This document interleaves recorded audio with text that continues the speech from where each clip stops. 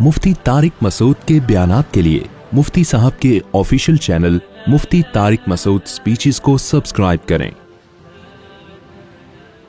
ये जो आज बांग्लादेश में इस्लाम है या पूरी दुनिया में इस्लाम है, ये कैसे आ गया भाई? बहुत मेहनतें हैं इसके पीछे, बहुत मेहनतें हैं। देखो, जहां इस्लाम होगा ना तो अट्रैक्शन इस्लाम की तरफ ही होगी। अल्लाह ने इस्लाम को इतना खूबसूरत मजहब बनाया है, इतनी अट्रैक्शन है। इस्लाम का निजाम तहारत देख लें आप, सफाई सुथराई का निजाम। इस्लाम का निजाम इबादत देख लें आप, क्या खूबसूरत इबादत है, नमाज, रमजान। इस्लाम के जो रिलेशन के अहकाम हैं, फैमिली सिस्टम है, पड़ोसियों के हुकूक हैं, इंसानों के हुकूक हैं, कोई उसका ऑल्टरनेट दुनिया के पास नहीं है। अच्छा, उर्दू आप सब समझते हैं? ओह, very good, very good, very good. तो समझते हैं ना जी? अच्छा, सब समझते हैं। तो यहां दीनी मदारिस बहुत हैं माशाल्लाह। तो मैं ये अर्ज कर रहा था कि इस्लाम में इतनी अट्रैक्शन है कि जहां इस्लाम हो और अमन हो, लड़ाई ना हो, झगड़ा ना हो, तो दुनिया इस्लाम ही की तरफ माइल होती है। दुनिया में फसाद ना हो। जितना इस्लाम सुलह हुदैबिया के बाद फैला है, उससे पहले नहीं फैला इतना। तो ये जो आपको आज इस्लाम की बहारें नजर आ रही हैं, ये ऐसे ही नहीं है। यहां उलमा का, मशाइख का बहुत बड़ा किरदार है। लेकिन होता पता है क्या है? जो मेहनत करने वाले लोग होते हैं वो मेहनत करके दुनिया से चले जाते हैं। फिर कुछ फसादी लोग आते हैं जो उम्मत में तोड़ पैदा करने की कोशिश करते हैं, नेगेटिविटी को फैलाते हैं कि इन मौलवियों ने क्या किया, इन उलमा ने क्या किया, इन उलमा को तो फतवों से फुर्सत नहीं है, इन उलमा को तो हलाल और हराम से फुर्सत नहीं है। देखो, जब भी कोई पॉजिटिव वे में काम करेगा, उसका तरीका दूसरों के ऐब तलाश करना नहीं होगा। उसका तरीका होगा आप अपने हिस्से का काम करो। मैं अक्सर एक चुटकुला और लतीफा सुनाता हूं। चंद मजदूर रात को सोए, एक उठा तहज्जुद पढ़ने के लिए। तहज्जुद में अल्लाह से दुआ मांग रहा है, ए अल्लाह, ये सब सो रहे हैं, मैं अकेला तेरे सामने खड़ा हूं इबादत के लिए। ए अल्लाह, इन सब को नींद आ रही है, मुझे भी नींद आ रही है, मैंने अपनी नींद को कुर्बान किया, लेकिन ये सब पड़े हुए सो रहे हैं। सर्दी मुझे भी लग रही है, इनको भी लग रही है, लेकिन ये कंबल में है और मैं कंबल से बाहर तुझसे दुआएं मांग रहा हूं। तो एक मजदूर ने कंबल से सर निकाल के कहा, कमबख्त, तू अपनी दुआएं मांग, अल्लाह के सामने हमारी गीबतें क्यों कर रहा है? समझ रहे हैं भाई? तू उठ के तहज्जुद पढ़, दुआ मांग अल्लाह से। अल्लाह को ये क्यों बता रहे कि मैं मांग रहा हूं, ये नहीं मांग रहे, मैं कर रहा हूं, ये नहीं कर रहे। आप में इत्तेहाद है। मैंने बर्मा का भी सफर किया, म्यांमार का, बांग्लादेश का भी। यहां फिरकावारियत बहुत कम है, ना होने के बराबर। हम डसे हुए हैं पाकिस्तान में फिरकावारियत के। पत्थर उठाओ, नया फिरका निकलेगा। पाकिस्तान में इतने फिरके पैदा हो गए हैं आपकी सोच से ज्यादा। उस गली का अलग फिरका, उस गली का अलग, मस्जिदों के नाम अलग, इतने लंबे लंबे मस्जिदों में नाम, हनफी, देवबंदी, हनफी, अहले सुन्नत, सुन्नी, हनफी, बरेलवी, सुन्नी, हनफी, देवबंदी, सुन्नी, अहले हदीस। ये तीन तो फिर अहले हदीसों के अलग अलग हैं। जमीयत गुरबा अहले हदीस, फिर जमीयत फलां अहले हदीस। तो आप लोग भी इस अजाब में आ सकते हो। अभी तक यहां मस्जिदें मैंने देखी है, मस्जिद बस ऐसा ही है ना। होंगे फिरके, लेकिन कम नजर आ रहे हैं। तो ये फिरकावारियत शुरू कहां से होती है? उलमा का दामन छोड़ने से। जब आप उलमा को छोड़ोगे ना और उन लोगों को सुनना शुरू करोगे जो दीन के इल्म के अहल नहीं है, वो आपको कुरान और सुन्नत के नाम पे गुमराह करेंगे। सही है बुखारी की हदीस, 2 हदीसें इस वक्त याद रखनी है आपने, 2 हदीसें। पहले तो मैं एक इश्काल का जवाब दे दूं। لوگ اکثر ایک اشکال کرتے ہیں کہ مولانا لوگ، علماء لوگ 2 نمبر بھی تو ہوتے ہیں، فلاں مولانا کرپشن میں پکڑا گیا، فلاں مولانا بدعتیں کرتا ہے، فلاں مولانا قبروں پہ جا کے قبر پرستی کرتا ہے، فلاں مولانا پیر پرستی میں مریدوں کو سجدہ کرواتا ہے، فلاں مولانا کہتا ہے کہ اللہ کے رسول سے مدد مانگو، اللہ سے مدد بھی مانگ سکتے ہو، اللہ کے رسول سے بھی مدد مانگ سکتے ہو، فلاں بابے سے بھی مانگ سکتے ہو. تو یہ مولانا لوگ تو لوگوں کو شرک کی ترغیب دے رہے ہیں، بدعت کی طرف لے کے آ رہے ہیں. مجھے بتاؤ کسی طبقے میں 100% لوگ صحیح ہو سکتے ہیں؟ بولو. کیا ڈاکٹروں میں غلط ٹیکے لگانے والے نہیں ہیں؟ لگانا کہ رائٹ کولے پہ تھا، لگا دیا لیفٹ کولے پہ. کولا سمجھتے ہیں؟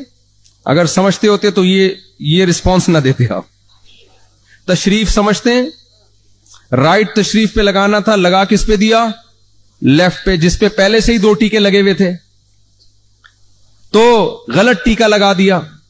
ڈاکٹروں میں 2 نمبر نہیں ہوتے. آپ مجھے ایک بات بتاؤ، ڈاکٹر ہمارے ہاں پاکستان میں تو ہم نے دیکھا ہے، ڈاکٹر جب کوئی میڈیسن لکھ کے دیتا ہے تو وہ میڈیسن اس میڈیکل اسٹور سے ملتی ہے جو ڈاکٹر کا سگا ماموں ہوتا ہے. اس کے علاوہ پوری کائنات میں وہ میڈیسن کہیں بھی نہیں ملتی، اور وہ ڈاکٹر کی کلینک کے ساتھ ہی میڈیکل اسٹور ہوتا ہے. تو یہ 2 نمبری ہے یا نہیں ہے؟ بنگلہ دیش میں بھی ہوگی یہ 2 نمبری. اس سے پتہ چلتا ہے بھائی ڈاکٹروں میں بھی 2 نمبر ہوتے ہیں. کیا سیاست دانوں میں 2 نمبر نہیں ہوتے؟ ہر فیلڈ میں 2 نمبر لوگ ہوتے ہیں. لیکن اس کا یہ مطلب نہیں ہوتا کہ 2 نمبر ڈاکٹروں کی وجہ سے آپ علاج پلمبروں سے اور قصائیوں سے کرانا شروع کر دو. آپ کے کڈنی میں، گردے میں تکلیف تھی، آپ نے کہا یہ ڈاکٹر 2 نمبر ہے. قصائی کو یہاں قصائی کہتے ہیں نا، جو گوشت کاٹتا ہے. تو اب میں اپنا آپریشن کڈنی کے اسپیشلسٹ اور سرجن سے نہیں کرواؤں گا، میں قصائی سے آپریشن کرواؤں گا اپنا، کیونکہ ڈاکٹر 2 نمبر ہوتے ہیں. کوئی عقل کی بات ہوگی؟ تو اسی طرح اگر مولانا لوگوں میں بھائی کوئی 2 نمبر لوگ پیدا ہو گئے تو یہ تھوڑی ہے کہ دین کے مسائل آپ ان لوگوں سے پوچھو جو علماء نہیں ہیں. ایسا تھوڑی ہے. مسائل آپ کو علماء ہی سے پوچھنے پڑیں گے. اگر 2 نمبر علماء ہیں تو 1 نمبر علماء کو تلاش کرنا پڑے گا. اور نبی صلی اللہ علیہ وسلم نے ارشاد فرمایا، لا یجتمع امتی علی ضلالہ، میری امت گمراہی پہ کبھی جمع نہیں ہوگی. صحیح حدیث ہے. یعنی اس امت کے سارے علماء کبھی بھی گمراہ نہیں ہو سکتے. تو گمراہی کب پھیلتی ہے؟ جب علماء کا دامن چھوڑا جائے. اب میں آپ کو 2 حدیثیں سناتا ہوں. 2 حدیثیں یاد رکھیں. ایک حدیث رسول اللہ صلی اللہ علیہ وسلم نے ارشاد فرمایا، صحیح بخاری کی حدیث، ان اللہ لا ينتزع العلم انتزاعا من صدور العلماء ولكن يقبض بقبض العلماء فإذا لم يبق عالما اتخذ الناس جهالا رؤوسا. نبی صلی اللہ علیہ وسلم نے فرمایا، اللہ تعالیٰ، ادھر میری طرف توجہ، ادھر توجہ. نبی صلی اللہ علیہ وسلم نے فرمایا اللہ قرب قیامت میں جو دین کا علم اٹھائیں گے تو کیسے اٹھائیں گے؟ علماء کو اٹھانا شروع کر دیں گے. علماء آہستہ آہستہ بنگلہ دیش سے شارٹ ہونا شروع، کم ہونا شروع. دنیا بھر سے علماء کم ہونا شروع ہو جائیں گے. یہ کم کیسے ہوں گے؟ موت کی صورت میں بھی، اور علماء بننا بند ہو جائیں گے. پھر جب لوگ دیکھیں گے کہ دین کا علم بتانے والے علماء نہیں ہیں تو لوگ جاہلوں کو اپنا سردار بنائیں گے، ان کی تقلید کریں گے. تقلید 2 قسم کی ہوتی ہے. ایک اندھی تقلید جو اسلام میں حرام ہے، ایک لازم اور واجب تقلید جس کا قرآن نے ہمیں حکم دیا ہے. اندھی تقلید ہے غیر عالم کی، جس کے پاس خود دین کا علم نہیں ہے، یا علم تو ہے لیکن وہ لوگوں کو گمراہ کر رہا ہے اور آپ کو پتا چل گیا کہ یہ گمراہ کر رہا ہے. ایسے شخص کی تقلید اندھی تقلید ہے جو کہ حرام ہے. اور ایک تقلید وہ ہے کہ ایک مجتہد کی، جس پر مجتہد ہونے پر، جس کے قرآن و سنت کے عالم ہونے پر پوری امت نے اتفاق کیا ہو. اس تقلید کا قرآن نے ہمیں حکم دیا ہے، فَاسْأَلُوا أَهْلَ الذِّكْرِ إِن كُنتُمْ لَا تَعْلَمُونَ. تمہارے پاس علم نہیں ہے، علم والوں سے پوچھو. تو پوچھا کیوں جائے گا؟ عمل کرنے کے لیے نا. تو یہاں پوچھ کے عمل کرنے کا اللہ نے عوام کو حکم دیا ہے. یہ تقلید، چاہے اس کو اتباع کہیں یا تقلید کہیں، یہ کیا ہے اسلام میں لازم ہے، واجب ہے، لیکن یہ علماء کی جائے گی جو علم میں رسوخ اور جن کا علم کامل ہو. یہ ان اسکالرز کی جو آج کل بغیر پراپر علم حاصل کیے پیدا ہو رہے ہیں، ان کی اتباع اسلام میں جائز نہیں ہے. تو نبی نے اس حدیث میں آخر میں فرمایا فَأَفْتَوْا بِغَيْرِ عِلْمٍ فَضَلُّوا وَأَضَلُّوا. جب ایسے نام نہاد اسکالرز کو اپنا رہنما بنایا جائے گا تو وہ علم میں ان کے گہرائی نہیں ہوگی، وہ فتویٰ دیں گے، خود بھی گمراہ ہوں گے اور لوگوں کو بھی گمراہ کریں گے. یہ حدیث یاد رہے گی آپ کو. تو اس حدیث میں نبی نے حکم کس کو فالو کرنے کا دیا؟ علماء کو. دوسری حدیث، آپ کہہ سکتے ہیں نہیں جی میں علماء کو فالو نہیں کروں گا، میں قرآن حدیث کو فالو کروں گا. بہت سے لوگ یہ دعویٰ کرتے ہیں بھائی ہم تو دلیل کو فالو کرتے ہیں، علماء کیا کہہ رہے ہیں ہمیں کیا، اس دلیل کو فالو کرتے ہیں. یقیناً دلیل کو فالو کرنا ہے، حدیث کو فالو کرنا ہے، قرآن و حدیث کو فالو کرنا ہے، لیکن قرآن و حدیث کی تشریح میں جب اختلاف ہوگا تو نبی صلی اللہ علیہ وسلم کی صحیح حدیث، آپ صلی اللہ علیہ وسلم نے فرمایا بلغوا عنی ولو آیا رب حامل فقہ غیر فقیہ. آپ نے فرمایا جو حدیث مجھ سے سنو آگے پہنچاؤ، اس لیے کہ کچھ لوگ حدیث جانتے ہیں اس کا مطلب سمجھتے نہیں ہیں. تو نبی نے امت کو دو حصوں میں ڈیوائیڈ کیا، ایک فقیہ اور ایک غیر فقیہ. فقیہ اسے کہتے ہیں جو حدیث جانتا بھی ہے اس کا مطلب سمجھتا بھی ہے، اور غیر فقیہ اسے کہتے ہیں جو حدیث جانتا تو ہے اس کا مطلب سمجھتا نہیں ہے. تو آپ کہہ رہے ہو سب لوگ حدیث کا مطلب سمجھیں، اللہ کے نبی کی حدیث کہہ رہی ہے کہ سب نہیں سمجھتے. جس کے پاس کھوپڑی ہوگی نا، فقاہت ہوگی، وہ سمجھے گا. یہ اس سے وہ والی حدیثیں مراد ہے جن کا تعلق احکام سے، مسائل سے ہے. ہمارے نبی تو کہہ رہے ہیں کہ سب کی عقل ایک جیسی نہیں ہے. امت دو حصوں میں، ایک فقیہ اور غیر فقیہ. فقیہ کی جمع آتی ہے، پلورل ہے، فقہا. فقیہ کی جمع کیا آتی ہے؟ فقہا. آج کے اسکالر سے جب آپ کہیں کہ فقہا نے اس حدیث کا یہ مطلب بیان کیا ہے تو پتہ ہے آگے سے کیا کہتے ہیں؟ یہ فقہ کدھر سے لے آتے ہو تم لوگ؟ فقہا شقہا کہاں سے لے آتے ہو؟ یہ ہم اپنی جیب سے، اپنے پیٹ سے نہیں لاتے، یہ قرآن و سنت کی وجہ سے لاتے ہیں. بنگلہ دیش والوں سمجھ میں آ رہا ہے؟ تو فقہا اور غیر فقہا یہ تقسیم میری نہیں ہے، مولاناؤں کی، علماء کی، بنگلہ دیش کے علماء کی نہیں ہے. یہ تقسیم سید الانبیاء محمد صلی اللہ علیہ وسلم کی ہے کہ جب حدیث کی تشریح میں اختلاف ہوگا تو فقہا سے پوچھا جائے گا کہ اس کی صحیح تشریح کیا ہے اور غلط مطلب کیا ہے. مجھے ایک بات بتاؤ، اسلام آج سے ہے یا صدیوں سے ہے؟ صدیوں سے. تو فقہا بھی صدیوں سے ہوں گے یا آج مارکیٹ میں آ رہے ہیں نئے نئے؟ ہے بھائی، پیٹ آج سے ہے لگا ہے یا صدیوں سے ہے ہمارے پاس؟ اور پیٹ کی ضرورت روٹی سے پوری ہوتی ہے، تو روٹی آج ایجاد ہوئی ہے یا صدیوں سے کھاتے آ رہے ہیں لوگ؟ تو جیسے فقہ اور فقہا ہماری ضرورت ہے، آج سے نہیں ہے، صدیوں سے ہے، تو فقہا بھی پیدا صدیوں پہلے ہو چکے تھے. اور عبداللہ ابن مسعود رضی اللہ تعالی عنہ فرماتے ہیں من کان منکم مستنن فلیستن بمن قد مات. تم نے اگر کسی کو فالو کرنا ہے تو آج کے زندہ لوگوں کو فالو مت کرو، ان فقہا کو فالو کرو جو دنیا سے جا چکے ہیں، کیونکہ ان میں فتنے کا امکان کم ہے، آج کے اسکالرز میں فتنے کا امکان زیادہ ہے. جب ہم یہ کرتے ہیں تو لوگ کہتے ہیں تم اندھی تقلید کرتے ہو، تم لوگ یہ کرتے ہو، تم لوگ وہ کرتے ہو. ہم آپ کو بے لگام اجتہاد سے بچاتے ہیں. اب میں آپ کو تھوڑا سا بنگلہ دیش میں اسلام کی تاریخ بتاؤں گا. وقت ہے؟ یہاں جتنے مدارس قائم کیے سب علماء دیوبند نے قائم کیے. برما میں، افریقہ میں، بنگلہ دیش میں، پاکستان میں زیادہ تر लोग उलमाए देवबंद को एक फिरका समझते हैं, यह बिल्कुल गलत है। देखें, मैं थोड़ी सी हिस्ट्री बयान करूंगा आपके सामने कि हमारा इंट्रोडक्शन है क्या। क्या उलमाए देवबंद कोई फिरका है या सिर्फ एक इलाके की वजह से उनको यह नाम दिया गया है? हमारी हिस्ट्री है क्या? आमतौर पे लोग कहते हैं देवबंद की बुनियाद रखी गई 1964 में, और कहते हैं कि 1864 में। देखो, लोग कहते हैं 1864 में बुनियाद रखी गई थी देवबंद की, उससे पहले तो देवबंद नाम का कोई फिरका था ही नहीं। देखो, ना उससे पहले देवबंद नाम का कोई फिरका था, ना उसके बाद देवबंद नाम का कोई फिरका है।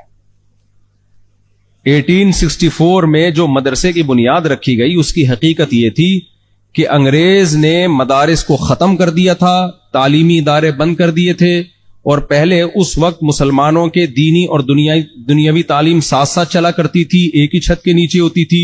तो सारी जब सेटअप अंग्रेज ने बर्बाद कर दिया, और मौलाना कासिम नानोतवी रहमतुल्लाह अलैह अंग्रेज के खिलाफ जिहाद भी किया उन्होंने, हमारे अकाबिर ने किया, उस जिहाद में भी शिकस्त हुई। तो उसके बाद something is better than nothing, कि उम्मत को बिल्कुल अंग्रेजों के हवाले कर दिया जाए, कल्चर को खत्म कर दिया जाए, उससे बेहतर है कि अपने तालीमी सिलसिले को दोबारा से शुरू किया जाए। तो अनार के दरख्त के नीचे एक मदरसे की बुनियाद रखी। वो मदरसा चूंकि देवबंद में था, इसलिए उससे फारिग होने वाले उलमा को उलमाए देवबंद कहा जाने लगा। लेकिन कोई नया फिरका नहीं था, क्योंकि जो निसाब पढ़ाया जा रहा था, उसमें सिलेबस पढ़ाया जा रहा था, उसमें अरबी ग्रामर थी। बताओ, अरबी ग्रामर इसमें अरबी अदब पढ़ाया जा रहा था, जो अरब लोगों की लिखी हुई किताबें थी सदियों पहले, मुकामात हरीरिया, मुतनब्बी और नफतुल अरब, ये सारी नफतुल अरब तो मौलाना एजाज अली रहमतुल्लाह ने लिखी, लेकिन अरबी अदब की किताबें। तो अरबी अदब का कोई फिरका होता है? बोलो, कोई नई चीज पढ़ाई जा रही थी। उसमें हदीस में बुखारी, मुस्लिम और सिहाह सित्ता की किताबें पढ़ाई जा रही थी। ये कोई नए फिरके की किताब है? ये मुसलमानों की किताब है। उसमें फिqह की किताबों में 4 फिqह थे हमारे पास मुरत्तब पढ़ाने के लिए। एक इमाम अबू हनीफा का फिqह, एक इमाम शाफी का फिqह, एक इमाम मालिक का फिqह, एक इमाम अहमद इब्ने हंबल का फिqह। 5वां मार्केट में था ही नहीं कोई मुरत्तब, और अब तक नहीं है मुरत्तब फिqह। जो कुरान और सुन्नत से मसाइल अखज करके मुरत्तब सूरत में लिखे गए हो, वो था ही नहीं मार्केट में, तो पढ़ाते कैसे उसको? तो चूंकि बर्रे सगीर में जब से इस्लाम आया, वो इमाम अबू हनीफा के शागिर्द और उनके फॉलोवर्स जो थे, वो वाला फिqह आया है, तो उलमा ने सेलेक्ट किया फिqह हनफी को। क्योंकि बांग्लादेश जब से इस्लाम में आया है, टोटली A to Z फिqह हनफी कबूल किया इन्होंने। बर्रे सगीर में जब इस्लाम आया, A to Z सब के सब फिqह हनफी पे चलते थे। फिqह हनफी क्या है? फिqह हनफी है, नबी सल्लल्लाहु अलैहि वसल्लम के शागिर्दों में एक जलील कदर शागिर थे, अब्दुल्लाह इब्ने मसूद रजी अल्लाह ताला अन्हु। हजरत अली रजी अल्लाह ताला अन्हु जब कूफा हिजरत करके गए हैं, तो 1400 सहाबा साहिब इल्म हजरत अली के साथ कूफा गए, तो कूफा इल्म का एक मरकज बना। हजरत अली के शागिर्द और अब्दुल्लाह बिन मसूद रजी अल्लाह ताला अन्हु के शागिर्दों में जलील कदर शागिर थे हजरत अलकमा रजी अल्लाह ताला अन्हु अशबहुन नास बि अब्दुल्लाह इब्ने मसूद। उनको कहा जाता है अब्दुल्लाह इब्ने मसूद के सबसे ज्यादा मुशाबे, सबसे ज्यादा इल्म हजरत अलकमा ने अब्दुल्लाह इब्ने मसूद से सीखा। और अब्दुल्लाह बिन मसूद ने किससे इल्म सीखा? कोई नया फिरका रखा? यह नबी का इल्म था जो हजरत अलकमा तक ट्रांसफर किया है। नबी का जो इल्म था, जो मुशाहिदे पर मबनी था। सहाबा कहते हैं हम अब्दुल्लाह इब्ने मसूद को नबी के साथ इतना ज्यादा देखते, ऐसा लगता कि अब्दुल्लाह इब्ने मसूद नबी के खानदान के एक फर्द हैं। तो अब्दुल्लाह इब्ने मसूद ने जो इल्म ट्रांसफर किया हजरत अलकमा को, वो कोई नया फिरका, वो देवबंदी फिका था या पैगंबर का इल्म था? पैगंबर का। फिर अलकमा रजी अल्लाह ताला अन्हु, जिन्होंने सईदा आयशा की जियारत की और बहुत सारे सहाबा की जियारत की, उनके मशहूर तरीन शागिर्द हैं हजरत इब्राहिम नखई रहिमहुल्लाह ताला, जिनका नाम इमाम बुखारी बड़े एहतराम से लेते हैं। कूफा के बहुत बड़े फकीह, कुरान में भी, हदीस में भी और फतवे में भी, तफसीर में भी और फिqह में भी। इब्राहिम नखई रहमतुल्लाह अलैह भी ताबीईन में से थे। फिर इब्राहिम नखई रहमतुल्लाह अलैह के दर्जनों शागिर्दों में सबसे बड़े शागिर्द उनके हम्माद अल कूफी। मुझे एक बात बताओ, अब्दुल्लाह इब्ने मसूद ने जो इल्म अलकमा तक ट्रांसफर किया, वो देवबंदियत थी या इस्लाम था? اسلام تھا. پھر آگے حضرت علقمہ نے ابراہیم نخعی تک جو علم ٹرانسفر کیا وہ دیوبندیت تھی یا اسلام تھا؟ اسلام تھا. پھر ابراہیم نخعی نائب تھے حماد الکوفی. ابراہیم نخعی نے حماد کی طرف جو علم ٹرانسفر کیا وہ دیوبندیت یا کوئی نیا فرقہ تھا یا اسلام تھا؟ اسلام تھا. پھر حماد الکوفی کے درجنوں شاگردوں میں سب سے قریب ترین شاگرد امام ابو حنیفہ رحمہ اللہ تعالی. تو حماد الکوفی نے امام ابو حنیفہ تک جو علم ٹرانسفر کیا وہ دیوبندیت تھی، کوئی 73واں فرقہ تھا یا وہ اسلام تھا؟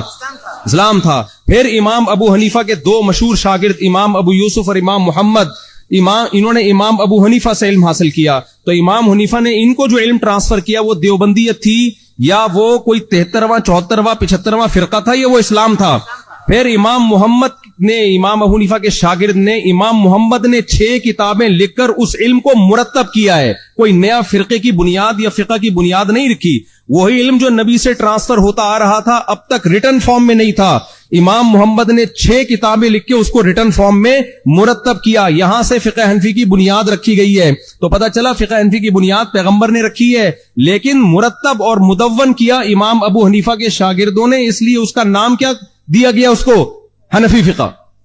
جیسے وہی قرآن جو نبی کے دور میں تھا اس کو مرتب کیا حضرت عثمان نے تو اس کو مصحف عثمانی کہا جانے لگا. وہ کوئی الگ سے کوئی قرآن نہیں تھا. میں سمجھا پا رہا ہوں بھائی؟ پھر وہی 6 کتابوں سے فقہ مرتب ہوتا ہوتا ہوتا ہدایہ، قدوری، کنز الدقائق، یہ سب انہی، شرح الوقایہ، یہ وہی ہے بھائی. تو جو 1864 میں جب مدرسے کی بنیاد رکھی گئی، یہی کتابیں صدیوں سے چلی آ رہی تھی ہندوستان میں، بر صغیر میں، بنگلہ دیش میں، جہاں جہاں اسلام گیا، یہی جہاں جہاں امام حنیفہ کے شاگرد گئے ہیں، اور زیادہ تر امام حنیفہ کے شاگرد گئے ہیں. 50% سے زیادہ اس امت نے امام حنیفہ کو فالو کیا. 30% نے امام شافعی کو، وہ بھی ہمارے لیے قابل احترام. 17% نے امام مالک کو، اور باقیوں نے امام احمد بن حنبل کو رحمہم اللہ تعالی. تو جب یہی آج بھی یہی مدارس میں پڑھایا جا رہا ہے. عقیدے میں ہم امام طحاوی جلیل قدر محدث، ان کی کتاب ہے العقیدۃ الطحاویہ، پوری دنیا میں پڑھائی جاتی ہے. اس میں دیوبندیوں کے عقائد نہیں ہیں، اس میں اسلام کے عقائد ہیں. سعودی عرب کی یونیورسٹی میں بھی پڑھائی جاتی ہیں، ہر جگہ ہمارے وہی عقائد ہیں. اور نصاب میں نے آپ کو بتا دیا، تفسیر، حدیث، فقہ، اس میں کون سی نئی چیز تھی بھائی؟ وہی چیز ہے، ہم نے بھی وہی پڑھی ہے. تو فرقہ کہاں سے ہو گیا؟ یہ سوال پیدا ہوتا ہے. پھر یہ دیوبندیت کی دم لگانے کی کیا ضرورت ہے؟ علماء دیوبند، علماء دیوبند، یہ دم ہم نے نہیں لگائی. یہ دم کسی اور نے پہلے اپنے لگائی ہے، تو اس سے فرق کرنے کے لیے پھر لوگوں نے مختلف ناموں سے موسوم کرنا شروع کر دیا. واپس ختم. اچھا 2 منٹ میں بات سمیٹتا ہوں. تو اب ہوا یہ کہ جب ہمارے اکابر نے مدارس کی بنیاد رکھی ہے، کوئی فرقے نہیں تھے، تو نئے نئے فرقے بننے شروع ہوئے ہیں. انگریز کے آنے کے بعد ان فرقوں سے فرق کرنے کے لیے ایک نام یہ تم اپنے آپ کو مسلم کہتے. اس کا نتیجہ کیا نکلتا کہ گویا ہم دوسرے کو غیر مسلم کہہ رہے ہیں. تو ہم اتنے کمظرف نہیں تھے کہ کسی کو غیر مسلم کہیں. تو فرق کرنے کے لیے لوگوں نے پھر یہ نام دیے ہیں کہ یہ علماء دیوبند ہیں، ان کے یہ عقائد ہیں، اور یہ علماء دیوبند کے علاوہ ہیں، ان کے یہ عقائد ہیں. تو اس لیے کوئی فرقہ نہیں ہے. اور آپ یہاں علماء سے تعلق قائم کریں، عقیدہ توحید والا رکھیں. کوئی عالم بدعت کی طرف اگر بلاتا ہے تو ہمیں اس کو کسی صورت میں فالو نہیں کرنا. اللہ سے دعا ہے کہ اللہ تعالیٰ بنگلہ دیش کو اسی طرح چمکتا دمکتا رکھے، اسلام کی بہاروں کو اسی طرح اللہ تعالیٰ زندہ رکھے، اور سب کو 4 شادیوں کی اللہ توفیق عطا فرمائے.